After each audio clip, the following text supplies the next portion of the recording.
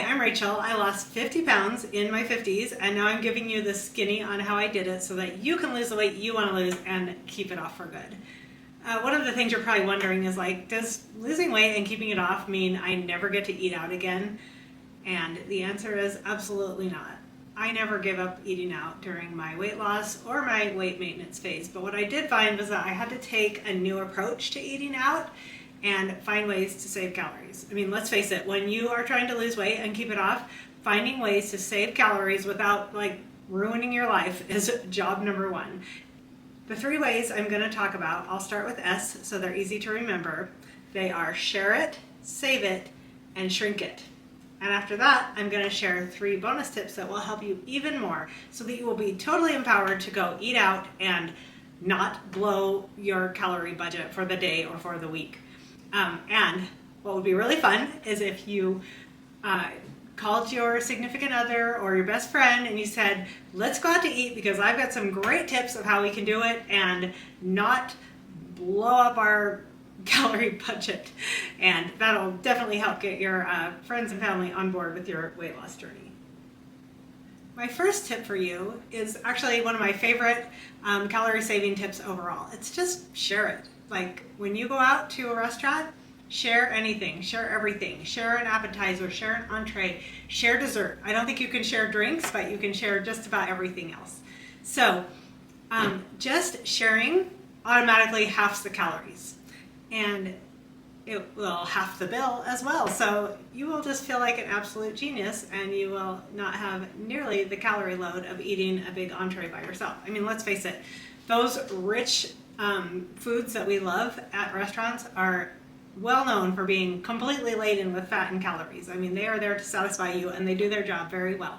But if you can split them in half, automatic huge calorie savings while still enjoying what you want to have. Now, if you don't feel comfortable going to a restaurant and asking for 1 entree and 2 plates, and you don't need to explain yourself, but if you feel the need to explain yourself, my husband and I will say something like, at our age, we just can't hold our food like we used to, or we're not that hungry tonight, so we're just going to share. Or if we're traveling, we'll just explain we don't have anywhere to put leftovers, so then we will just share a meal, and they never say anything about it. So it is totally socially acceptable to do that, but if you feel the need to explain so you feel more comfortable, those are some great reasons that you can give for sharing.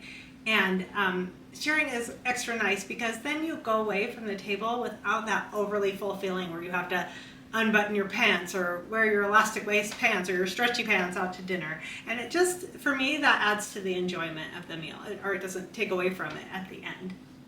Tip 2 I've got for you is just save it.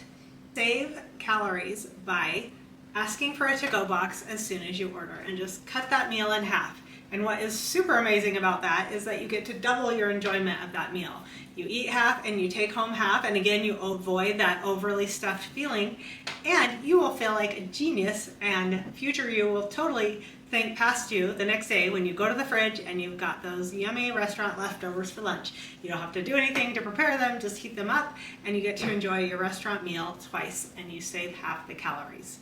And it's great if you can just ask for a to-go box as soon as you order. Again, if you feel the need to explain, you can just say, I'm really not that hungry tonight, or I'm just going to take half of this home. I can't eat all this tonight. And then you just save it. It's so simple, but it does wonders for saving calories and saving money because you get to double your meal.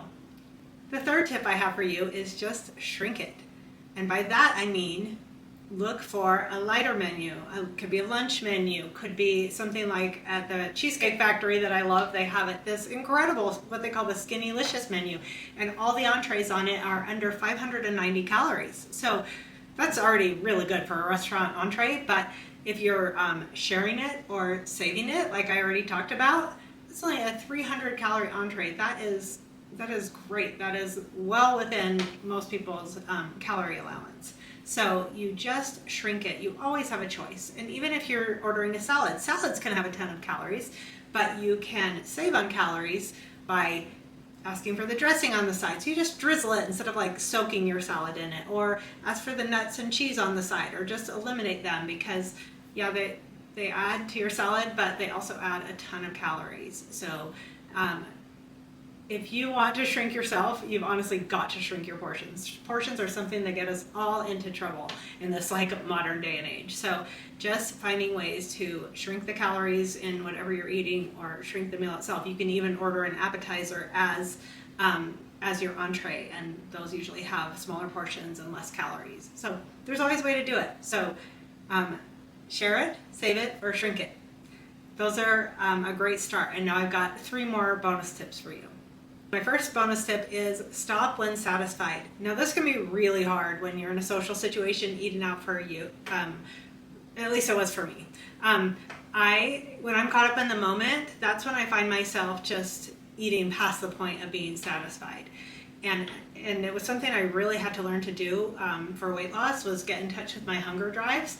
And this is where, saving it and having that to-go box will come in really handy, because if you can just know that, hey, I'm going to take some of this home, I'm going to enjoy it later, then it might be easier to just stop when you've got that satisfied feeling. And the more you can tune into that as time goes on your weight loss journey, the more success you will have keeping your weight off long term.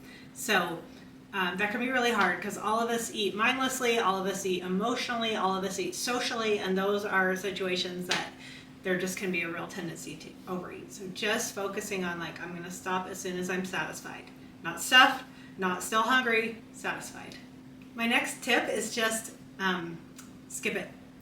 If there's something you really want on the menu when you eat out, if there's a favorite dish that you go to the restaurant to get, go for that and skip something else. Skip the appetizer, skip the drink, skip the dessert, skip the bread on the table if you do want dessert, or make some mindful choices so that you can enjoy what you really want to enjoy and still stick to your calorie goals for the day or the week, whatever it is. But you can stay in line with your goals if you will make those mindful choices and choose to skip something. My last tip for you is one of my favorites, and it's just take a sunset stroll.